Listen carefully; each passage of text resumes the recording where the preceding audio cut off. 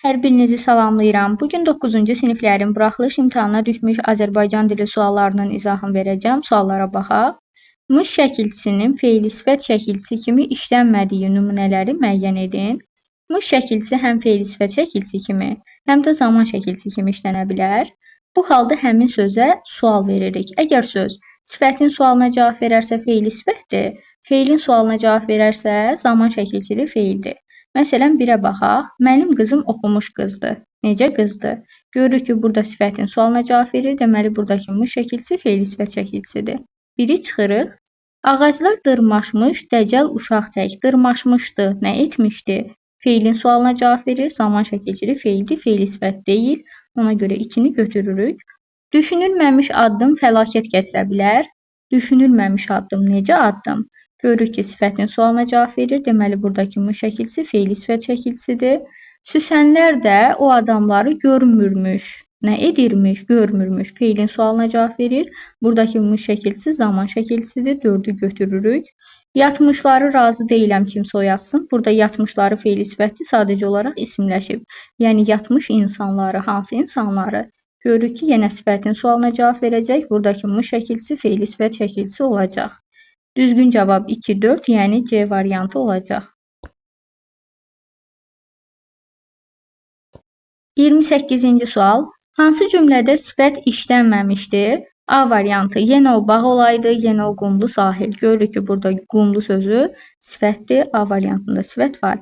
Kəndimizin hər tərəfində yaşıl çöllər var. Yaşıl sifətdir. B-ni də çıxırıq. Hər yaşıl zəmidə göy biçənəkdə bir vaxt Əmirxanın qəlbi də coşdu. Yaşıl sifətdir. C-ni də çıxırıq. O günkü güllərdən çəkildin kənar. Bu qərib halını qəmə yozdular. Qərib hal. Necə hal? Burada qərib sözü sifətdir. Torpaqdan bahar qoxusu gəlirdi. Torpaq isimdir, bahar isim, qoxu isim, gəlirdi fe'l. Yəni, bu cümlədə sifət işlənməyib. O cəhətdən düzgün cavab E variantı olacaq.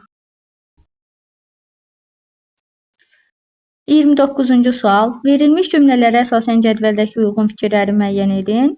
Doğrudur xanasında doğru, yanlışdır xanasında yanlış fikirləri müəyyənləşdirməliyik. Birinci cümlədə baş üzvlərin hər ikisi iştirak etmişdi. Birinci cümlədə parçalanmış buludlar arasında tək-tük ulduz parıldayırdı. Ulduz mübtədadır, parıldayırdı, xəbərdir. Bəli, hər iki baş üzv iştirak edib. Bu doğru fikirdir. Həm ikinci, həm də üçüncü cümlə qeyri-müəyyən şəxslidir. İkinci cümləyə baxırıq. Belə bir vaxtda Hürü xanımın qapısını döydülər. Kim döydü? Xəbər üçüncü şəxsin cəmindədir. Mübtəda yoxdur. Üçüncü şəxsin cəmində olduğu üçün və fikir qeyri-müəyyən şəxsə aid olduğu üçün qeyri-müəyyən şəxsli cümlə olacaq. Üçüncü cümləyə baxaq. 1945-ci ilin bürkülü may gecəsi idi. Bu cümlədə xəbər üçüncü şəxsin təkindədir. Mübtəda yoxdur, təsəvvür etməkdə olmur və şəxssiz cümlədir. Deməli, hər iki cümlə qeyri-müəyyən şəxsli yox. İkinci cümlə qeyri-müəyyən şəxsli, üçüncü cümlə şəxssiz cümlə olduğu üçün bu fikir yanlışdır. Yanlışdır xanasına yanlış fikri seçməliyik. Xəbəri üçüncü şəxsin təkində olan üçüncü cümlənin mübtədası təsəvvür edilmir. Xəbəri üçüncü şəxsin təkində olan üçüncü cümlədir. Bəli, onun mübtədası təsəvvür edilmir. Ona görə ki, şəxssiz cümlədir. Bu fikir doğrudur. İkinci cümlə birinci cümlədən fərqli olaraq ümumi şəxslidir. Cümlələrin heç biri ümumi şəxsli cümlə deyil. Çünki birinci cümlə müəyyən şəxsli cümlədir. Bu fikir yanlış fikirdir. Doğrudur xanasından doğru fikirləri seçsək 1-i götürürük. Yanlışdır xanasından yanlış fikri seçsək 4-ü götürməliyik. Düzgün cavab E variantı olacaq. 30-cu sual. Cəsarətli əsgərləri mükafatlandıran qayğıkeş insan ordu generalı idi. Cümləsinin sintak təhlil sxemini müəyyən edin. Ordu generalı idi. İkinci növ təyinli söz birləşməsindən ifadə olunmuş xəbərdir. Kim? İnsan. Mübtəda. Hansı insan? Cəsarətli əsgərləri mükafatlandıran fe'li sifət tərkibi ilə ifadə olunmuş təyindir. Qayğıkeş də necə sualına cavab verir? Sifətlə ifadə olunmuş təyindir. Deməli, cümlənin düzgün sintaktik təhlil sxemi təyin, mübtəda xəbər sxeminə uyğun olacaq. Yəni A variantı. 31-ci sual. Əvvəl narazı olan şagirdlərə iclasdan sonra hər şey aydın oldu. Cümləsində altına xətt çəkilmiş sözlər hansı nitq hissəsidir? Əvvəl nə zaman? Əvvəl zaman zərfidir. Narazı olan şagirdlərə iclasdan sonra çıxışlıq halda sözə qoşulan sonra zaman qoşması olur. Deməli, birincisi zərf, ikincisi qoşmadır. Düzgün cavab D variantı olacaq. Nümunə haqqdakı fikirlərdən biri doğrudur. Mən çox təkid etdim, amma qəbul etmədi. Cümlə üzvlərindən biri söz birləşməsilə ifadə olunmuşdur. Təkid etdim xəbərdir. Çox zərflik, kəmiyyət zərfliyi, mən mübtədadır, qəbul etmədi, xəbərdir. Heç biri söz birləşməsi ilə ifadə olunmuyub, yanlış fikirdir. Nəqli cümlələrdən təşkil olunmuşdur. Bəli, mən çox təkid etdim də nəqli cümlədir. Qəbul etmədi, bu cümlə də nəqli cümlədir, doğru fikirdir. Tamamlıq və zərflik işlənmişdir. Zərflik cümlədə işlənib, amma tamamlıq işləməyib. Deməli, bu fikir yanlışdır. Yalnız tabelilik əlaqəsi işlənmişdir. Cümlə tabisiz mürəkkəb cümlədir. Tabisiz mürəkkəb cümlənin tərkib hissələri arasında tabisizlik əlaqəsi olur. Deməli, həm tabellik, həm də tabisizlik əlaqəsi var cümlədə. Bu fikir yanlışdır. Tərəfləri yalnız intonasiya ilə bağlanıb. Xeyr, burada amma qarşılaşdırma bağlayıcısını görürük. Deməli, tərəfləri intonasiya ilə yanaşı, həm də tabisizlik bağlayıcısı ilə əlaqələnib. Bu fikir yanlışdır. Demək, düzgün cavab B variantı olacaq, çünki bizdən doğru fikir istənilir. 33-cü sual. Verilmiş sözlərdən amonim kimi işlənə bilənləri müəyyən edin. Düzgün cavab elə A variantı olacaq. Buruq sözünü həm neft buruğu kimi düşünə bilərik, həm də buruq saç mənasında düşünülə bilər. Amonim sözdür. Bir halda isim, digər bir halda isə sifət olacaq. Dolu sözünü də iki fərqli mənada düşünmək olar. Bir göydən dolu yağması, isim, bir də dolu qab.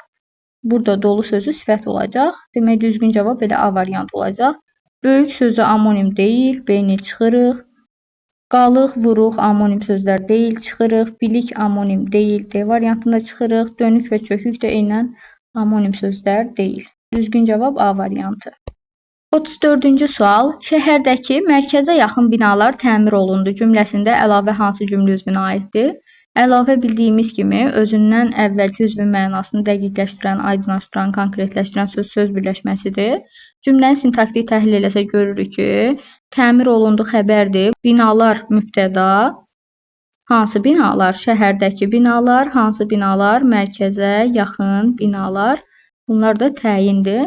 Demək, cümlə üzvü olaraq təyinin əlavəsi işlənib. Düzgün cavab B variantı olacaq.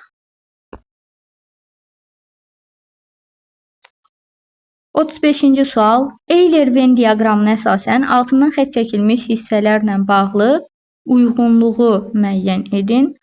Futbol komandamız bircə xal fərqi ilə rəqib komandadan geri qalırdı. Dilin şəkər, sözün incə, heç kəs sevməz səni məncə. Birinci nümunədə bircə sözündəki bir say C qüvvətləndirici ədatdır. İkinci cümlədə isə məncə, mən qədər mənasındadır. Mən əvəzlikcə isə bənzətmə qoşmasıdır. Demək, qoşma olanı, yəni A-nı biz 2-də qeyd etməliyik. Fikrin mənbəyini bildirir. Fikrin mənbəyini bildirən söz modal sözdür. Cümlədə modal söz işlənməyib. Məncə sözü o zaman modal söz olardı ki, ondan əvvəl vergül işarəsi qoyulardı. Burada vergül işarəsindən istifadə olunmayıb. Deməli, buradakı mən əvəzlikcə qoşmadır. Bu fikir Venn diaqramının heç bir hissəsinə yazılmayacaq.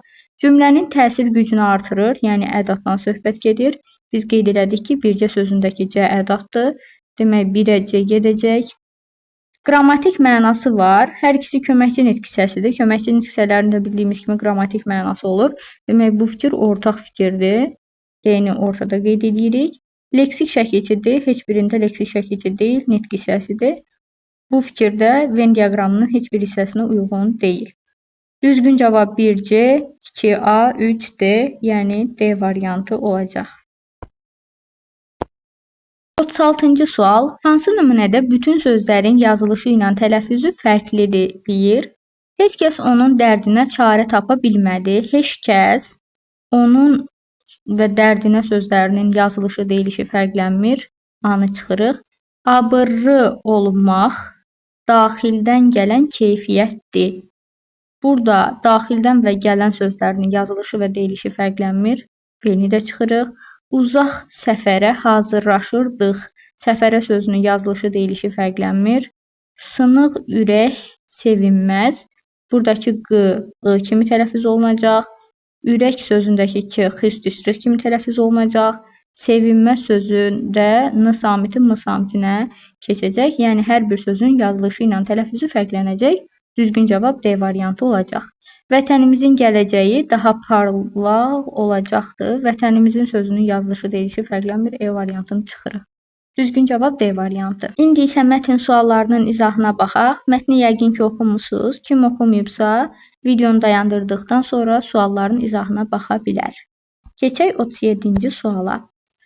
Mətndə əvvəlində işarə qoyulmuş sözlərə əsasən cədvəldəki uyğun fikirləri müəyyən edin. Əvvəlində işarə qoyulmuş sözlərə baxaq. Karıxmış halda soruşdu. Bir bu sözdür. Digər söz isə işə girişə bilərdi sözüdür, ifadəsidir. Baxaq. Kontekstə əsasən sözün mənası karıxmaq, yəni çaşıb qalmaq, özünü itirmək mənasındadır. Nə edəcəyini, nə deyəcəyini bilməmək, özünü itirmək, bəli, doğrudur, biri götürürük. Sözün qarşılığının işləndiyi cümlə, qardaşım atamın dediklərini eşidincə çaşıb qaldı. Bəli, özünü itirmək, çaşıb qalmaq mənasındadır karıxmaq. Demək, sözün qarşılığı işlənib, doğrudur, ikini götürürük. İşə girişə bilmək, ciddiyyətlə bir işə başlamaq mənasındadır. 4-ü götürürük. İşə nəzarət etməyi tapşırmaq. Xeyr, işə girişmək sözünün izahı deyil. Ona idarədə fərqli işlərə nəzarət etməyi tapşırdılar. Burada da onun qarşılığı işlənməyib. Düzgün cavab 1, 2, 4, yəni C variantı olacaq. 38-ci sual. Hansı deyimlə mətndəki əsas fikri qüvvətləndirmək olar? İnsanın cahil olmasını bilməsi biliyə doğru atılmış ilk addımdır. Hansısa bir insanın cahil olmasını bilməsi, qəbul etməsindən danışılmır.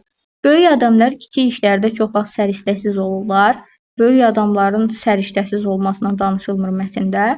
Elmi biliklər üst-üstə yığılarkən ən qiymətləri altda qalır. Mətnlə əlaqəsi olmayan cümlədir. Əlindən iş gəlməyənin başına iş gələr. Mətndə bu haqda danışılmır. Elimdən keçməyən yolun sonu qaranlıqdır. Bəli, düzgün cavab E variantıdır. Mətndə Salmanın məktəb tikmək üçün etdiyi cəhdlərdən, fədakarlıqdan danışılır və məktəb tikməkdə də məqsəd şagirdləri, oradakı insanları, xalqı, əhalini, kütləni maarifləndirməkdir. Yəni mütləq ki, insan elmə, biliyə yiyələnməlidir, maariflənməlidir. Mətndə də məhz bundan söhbət gedir. Düzgün cavab E variantı olacaq. Mətnə əsasən cədvəldəki doğru fikirləri müəyyən edin.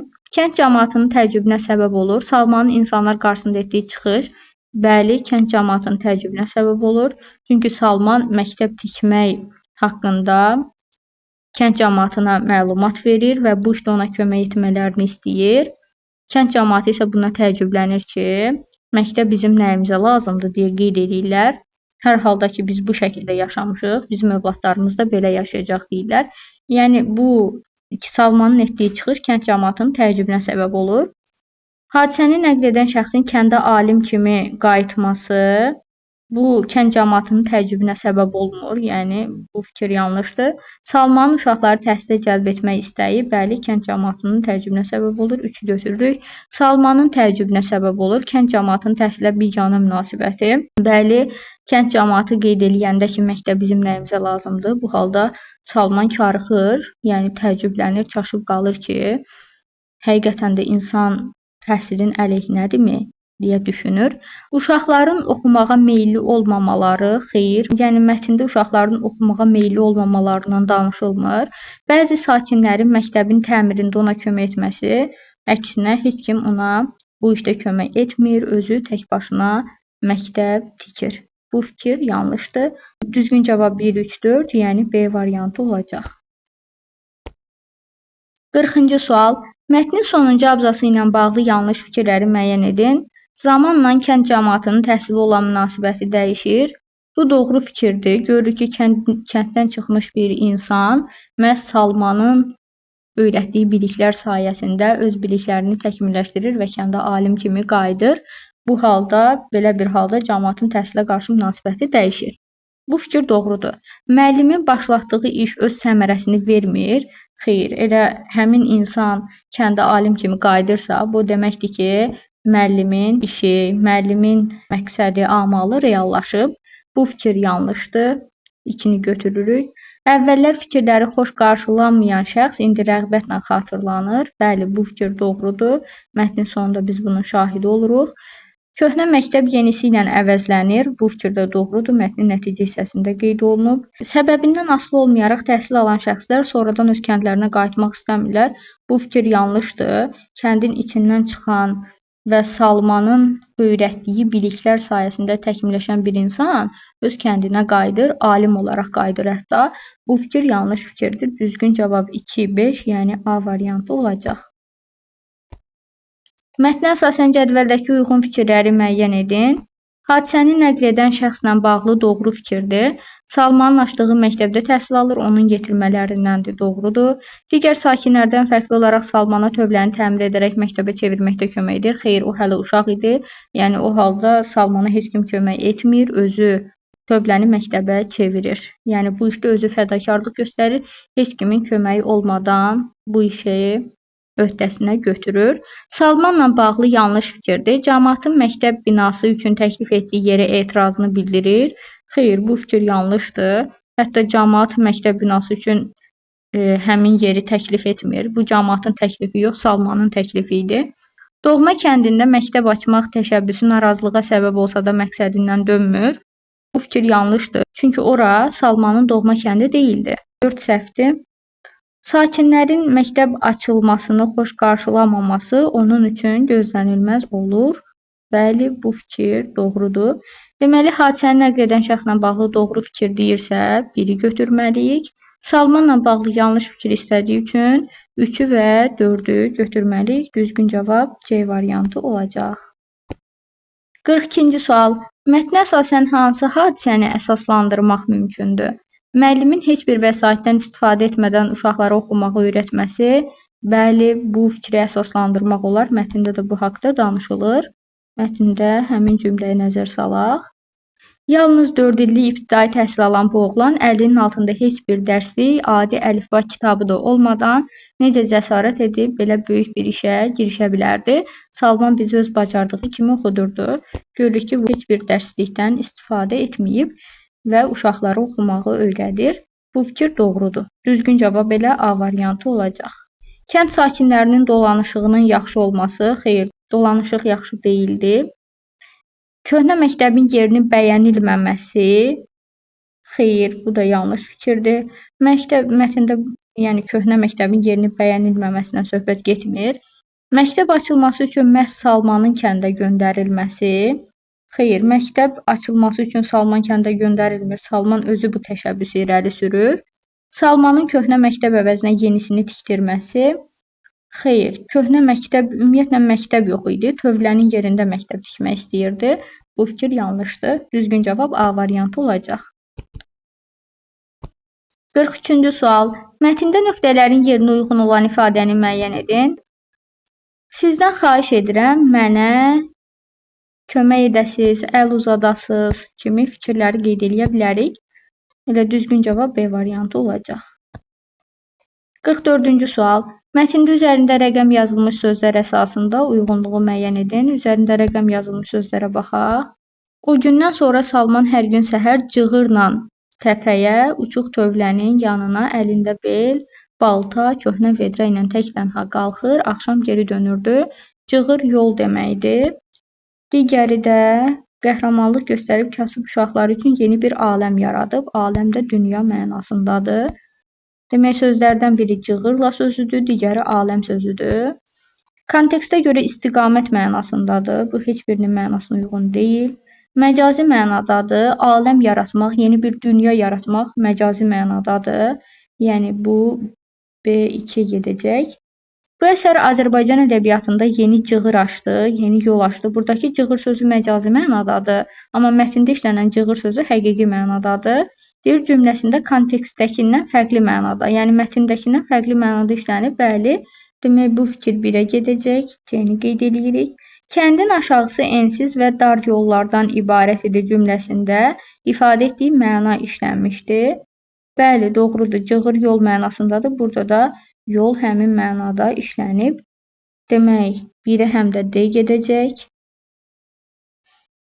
Heyvanlar aləmi təbiətin ayrılmaz bir hissəsidir cümləsində kontekstdəki ilə eyni mənadadır. Heyvanlar aləmi, xeyr, buradakı aləm sözü ilə mətndəki aləm sözü eyni mənada deyil. Bu fikir yanlışdır. Çünki buradakı aləm sözü həqiqi mənadadır. Düzgün cavab 1 C-dir, 2 B olacaq, yəni C variantı. 45-ci sual. Mətnə əsasən cədvəli doldurun. Onu hal-hazırda görmürəm deyə cavablandıra bilməyəcəm. Mətnə əsasən əvvəlində rəqəm yazılmış ifadələrin qarşılığını müəyyən edib yazın. Əvvəlində rəqəm yazılan ifadələrə baxaq. Birinci təng nəfəs. Təng nəfəs nəfəs-nəfəsə deyə bilərik. Nəfəsi kəsilmiş halda deyə bilərik. Yəni bu sözlərlə əvəz etmək olar. Salman başa düşdü ki, onlardan kömək ummaq əbəsdir. Yəni boşunadır, boşdur qeyd edə bilərik. Salmanın şövqlə girişdiyi iş puça çıxmayıb. Yəni hədər getməyib mənasındadır. Qeyd edə bilərik bu şəkildə. Təxminən buna uyğun variantlar yazmısınızsa doğru olacaq. Keçək növbəti mətnə. Ağıllı layihə mətni. 47-ci sual. Şahzadənin layihə haqqındakı fikirlərinə əsasən demək olar ki, yeni iş yerlərinin sayı artmaqla işsiz əhalinin sayı azalacaq. Xeyr.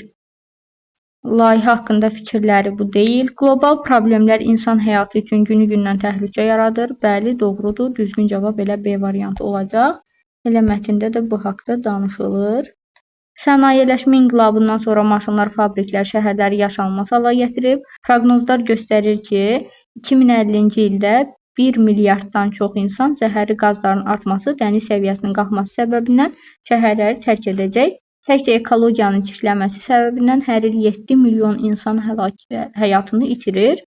Bizim yeni salacağımız şəhərdə isə sakinlər zəhərli qazların olmayacağı bir məkanda ömür sürəcəklər. Şəhər öz enerjisini isə külək və günəşdən alacaq.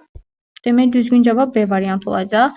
İnsanlar şəhərləri tərk etdiyindən layihə kənar ərazidə salınacaq. Xeyr, bu haqda danışılmır. Layihə çox yüksək kapital tələb etdiyi üçün iqtisadi və siyasi risklər daşıyır. Xeyr, siyasi iqtisadi risklərdən danışılmır. Şəhərdə süni intellekt əsas rol oynayacaq. Süni intellektin əsas rol oynaması sonuncu abzasda nəticə hissəsində qeyd olunub, amma Şahzadənin layihə haqqında fikirləri deyil. Düzgün cavab B variantı. Kompleksin eyni zamanda çox geniş olmayan torpaq sahəsində 64 kvadrat metr ərazidə yerləşəcəyi bildirilir cümləsindən ziddiyyət təşkil edən fikir neçənci abzaslarda verilib? Düzgün cavab C variantı olacaq. 2-ci və 6-cı abzaslarda. Baxaq 2-ci və 6-cı abzaslara. Baxın, burada qeyd olunub ki, 170 kilometrə qədər uzanan nəhəng divara bənzər bina sahildən başlayıb bir-birinə paralel uzanan güzgülərlə bəzədiləcək. 170 kilometrə yaxındırsa, 170 kilometrə qədər uzanacaqsa, biz bunu qeyd edə bilmərik ki, 64 kvadrat metr ərazisi var. Yəni 64 kvadrat metrlə 170 kilometrə qədər ərazi uyğun gəlmir. Mətnlə ziddiyyət təşkil edən bir fikirdir. Bir də 6-cı abzasa baxaq. 6-cı abzasda burada da qeyd olunub ki, şəhər böyük ərazini əhatə etdiyindən, bina çox uzun olduğundan digər hissəyə getmək üçün yüksək sürətli qatar vasitəsilə şəhərin digər hissəsinə getmək mümkün olacaq. Əgər qatardan istifadə olunacaqsa, deməli, şəhərin ərazisi böyük olacaq. Yəni 64 kvadrat metrdən nəyə görə qatardan istifadə olunsun ki? Demək, düzgün cavab C variantı olacaq. Yəni bu fikir 2-ci və 6-cı abzaslar qeyd olunan cümlə ilə bu fikirlə ziddiyyət təşkil edir. 49-cu sual. Hansı izah mətndə altından xətt çəkilmiş sözlərdən birinin kontekstə görə mənasına uyğundur? Altından xətt çəkilən sözlərə baxaq. Vəsait ayrılıb, inqilab, sənayeləşmə inqilabı, zəruri xidmət sahələri, sakinlər, texnologiyalar. Bəli, altına xətt çəkilən sözlər bunlardır. Bölünmək və aralanmaq, xeyr, bu vəsait ayrılıb, yəni vəsait nəzərdə tutulub, bu mənadadır. Bölünmək və aralanmaq mənasında deyil. Zorakı ictimai çevriliş, düzdür, inqilab həmin mənada işlənə bilər, amma mətndə o mənada işlənməyib. B-ni də çıxırıq. Texnikaya aid olan, texnikadan istifadə edən, texnologiya texnikaya aid olan, texnikadan istifadə edən demək deyil. Yəni bu texnoloq sözünün mənasıdır. Texnoloq texnikaya aid, texnikadan istifadə edənə deyirlər. Amma texnologiya sözünün izahı deyil. Bir yerdə yurd salıb yaşayan, yəni sakin sözündən söhbət gedir. Sakin sözü də altına xətt çəkilən sözdür. Düzgün cavab elə D variantı olacaq. Optimal, müvafiq, xeyr. Zəruri sözü qaldı. Zəruri sözü əsas, vacib mənasındadır. Demək düzgün cavab D variantıdır. 50-ci sual. Verilmiş fikirlər mətndəki boş çərçivələrin yerinə hansı ardıcıllıqla əlavə edilsə, məzmun ardıcıllığı pozulmaz. Şəhəri inşa etmək üçün 1 trilyon dollara yaxın vəsait ayrılıb. Ona uyğun olaraq qeyd edə bilərik ki, şəhərci 2 uzun binadan ibarət olacaq. Daha sonra burada qeyd olunub ki, 170 kilometrə qədər uzanan nəhəng divara bənzər bina sahildən başlayıb bir-birinə paralel uzanan güzgülərlə bəzədiləcək. Yəni orada da binaların 2 uzun binadan ibarət olması və həmin binaların da paralel uzanan güzgülərlə bəzədilməsindən danışılacaq. Yəni mətndə məzmun ardıcıllığı pozulmayacaq. Birinci 4 gələcək. Daha sonra 3-ə baxaq.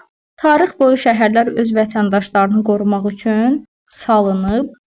Sənayeləşmə inqilabından sonra maşınlar, fabriklər şəhərləri yaşanılmaz hala gətirib. Proqnozlar göstərir ki, 2050-ci ildə 1 milyarddan çox insan zəhərli qazların artması, dəniz səviyyəsinin qalxması səbəbindən şəhərləri tərk edəcək. Bəli, 3-cü cümlə ikinci boş çərçivəyə qeyd oluna bilər. Daha sonra 1.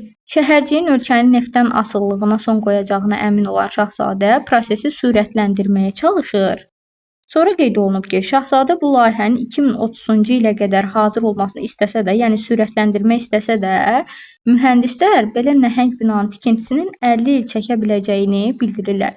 Gördük ki, məzmun ardıcıllığı uyğun gəlir. Və nəhayət, lazım gəlsə velosiped yolları da salınacaq. Baxın, bu sonuncu boş çərçivədə qeyd olunmalıdır. Çünki burada qeyd olunub, müasir nəqliyyat vasitələri şəhər sakinlərinin istifadəsinə veriləcək. Velosiped nəqliyyat vasitəsi olduğu üçün sonuncu boş çərçivədə qeyd olunmalıdır.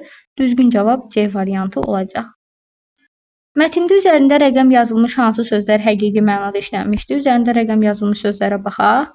Səhranın ortasında həqiqi mənadadır, biri götürürük. İkinci, insan zəhərli qaz həqiqi mənadadır, ikini də götürürük. 3. Həyatını itirmək, itirmək məcazi mənadadır. Ömür sürmək, sürmək məcazi mənadadır. Xüsusilə köçəri quşlar həqiqi mənadadır. 1, 2, 5 olacaq cavab. Düzgün cavab D variantı olacaq. Mətnə əsasən doğru fikirləri müəyyən edin. Yeni şəhərin enerjisi tükənməyən enerjidən alınacaq. Bəli, bu doğru fikirdir. Mətndə də qeyd olunub. Bina daxilində olan şəhərcikdə insan sayına məhdudiyyət qoyulacaq. Xeyr, mətndə bu haqda danışılmır. Salınacaq şəhərdə nəqliyyat vasitələrindən istifadə olunmayacaq. Əksinə, nəqliyyat vasitələrindən, xüsusən qatardan istifadə olunmasından danışılır. Bu yanlışdır. Biri götürürük. Binanın tikintisi üçün yüksək məbləğdə pul nəzərdə tutulub. Bu doğru fikirdir. Mətndə də bu haqda danışılır. Mənfi nəticələrin daha çox olacağının düşünülməsi layihənin başa çatma müddətinin uzadılmasına səbəb olur. Yanlışdır. Düzgün cavab 1, 4, yəni A variantı olacaq. Mətnə əsasən hansı hadisənin səbəbini müəyyən etmək mümkündür? Binanın tikintisinin sahildən başlanmasının səbəbini müəyyən etmək mümkün deyil. Biri çıxırıq. Ağıllı layihənin mənfi cəhətinin səbəbi mətndə qeyd olunub. Mətnə baxaq. Bu şəhərin mənfi nəticələrində qeyd edirlər. Binanın tamamilə güzgü ilə görünən şüşədən ibarət olması səhradakı canlılar, xüsusilə köçəri quşlar üçün təhlükəli hesab olunur. Bəli, demək səbəbini müəyyən etmək mümkündür.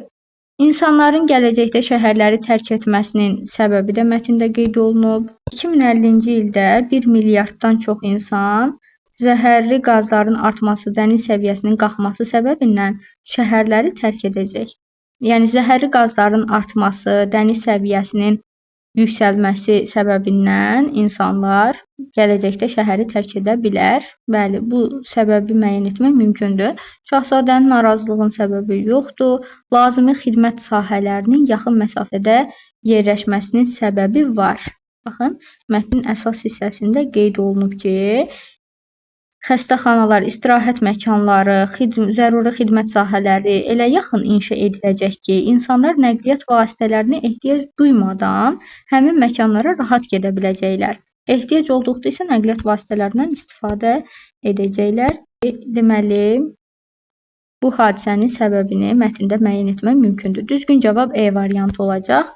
54-cü sual. Mətnə əsasən cədvəldəki uyğun fikirləri müəyyən edin. Mətndə bu haqda məlumat var. Yeni şəhərdə insanlar təmiz ekologiya şəraitində yaşayacaqlar. Bəli, doğrudur. Layihənin yekunlaşması qısa müddət ərzində düşünülsə də iqlim şəraiti buna imkan vermir. İqlim şəraitindən danışılmır, yanlışdır. Mətndə bu haqda məlumat yoxdur. İşlə təmin olunmasından danışılmır. Şəhərdə insana məxsus işləri yerinə yetirə bilən avtomat maşınların sayı insanların sayından çox olacaq. Bəli, burada yəni robotların sayının insanların sayından çox olması mətnin nəticə hissəsində qeyd olunub. Bu fikir doğrudur. Demək, bu haqda məlumat var. 1-i götürürük. Məlumat yoxdur deyirsə 3-ü götürürük. 1, 3 düzgün cavab E variantıdır. Mətndə nöqtələrin yerinə uyğun olan həqiqi və məcazi mənalı ifadələri müəyyən edib yazın. Nöqtələrin yerinə uyğun olan, baxaq nöqtələrə. Hökumət səhranın ortasında yeni və müasir bir şəhər salmaq, həqiqi məna şəhər salmaq fikrindədir. Həqiqi mənadadır. Şəhər salmaq fikrinə düşüb məcazi mənadadır. Yəni bunu da bu şəkildə cavablandıra bilərsiniz. Hələlik izahlar bu qədər. Hər birinizi uğurlar. Sağ olun.